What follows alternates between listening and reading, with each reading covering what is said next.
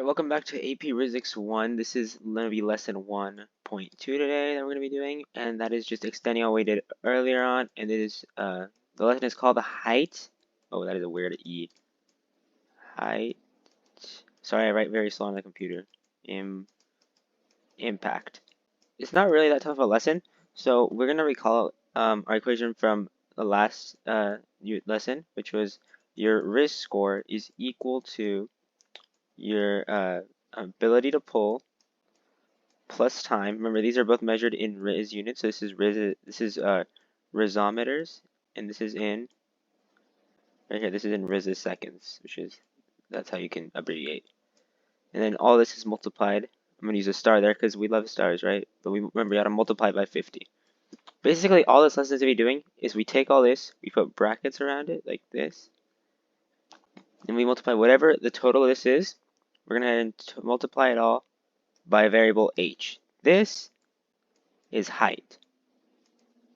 Now, height is labeled on a chart for AP Rizzics, which I'm going to need to show you guys because it's not really easy to explain. Just kind of like a set number. And usually on AP Physics tests, you will be given the chart so that you don't have to remember it or recall it because it's a lot to memorize. So I'll be right back. I'm going to cut back into the video once I have the chart pasted into here. Alright, so here it is. Not exactly a chart, but I was able to find it. So this is what we're going to be using for reference. So basically this is for guys and this is for girls. Anybody who like identify as it. So if you go ahead and just consider whatever you identify as for it. But by default this is basically what for guys it is and this is for girls. And if you don't identify as either, then whichever one you feel is best for you, I guess.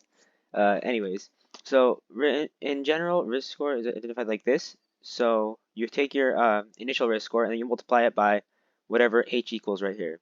So this is just for height impact. Take the variable right there. So for me, for example, I'm like what 5'6". Yeah, I'm a short king, but not very good for my risk score. So anyways, we're gonna take the risk score. And I'm gonna go ahead and say I'm gonna go on a limb and say that my ability to pull is actually pretty good. It's 0.2. Yeah, and then the time I'm gonna say that's also pretty good. I'm gonna say I have like a 0.15. I know it's so good, right? And we're gonna go ahead and multiply that by 50. I like using the star. I don't know why. It just looks so cool. Multiply that by 50. I'm gonna go ahead and do that on my calculator or on my phone real quick. So let's go ahead and give me one moment. 0.2 plus 0.15. That times 50. Then that actually give me 17.5. That would be my original risk score percentage, which is still L-Riz. But now we're going to multiply it by H, by height, to get the risk score. And for me, since I'm 5'6", for guys right here, 5'6.9", my height is 0.7 score. So 0.7 times 17.5. So that gives me that my official risk score. That's very accurate. It's more accurate when you apply height because that's a lot of what is focused on in AP Rizzics. So now my risk score is 12.25%, which is not good, but I mean at least I finished the calculations, which is good. That'll give you a pretty good score on the AP Rizzics quiz. Anyways, so yeah, this is pretty much what there is. You can just go ahead and take a screenshot of this, but I don't think you will need it because it's going to be given to you on any assessment that we do here that involves this, since you're not exactly required to memorize all these. This is not a challenging program in the way of math. It's more challenging in the way of Riz itself. So yeah, thanks for watching.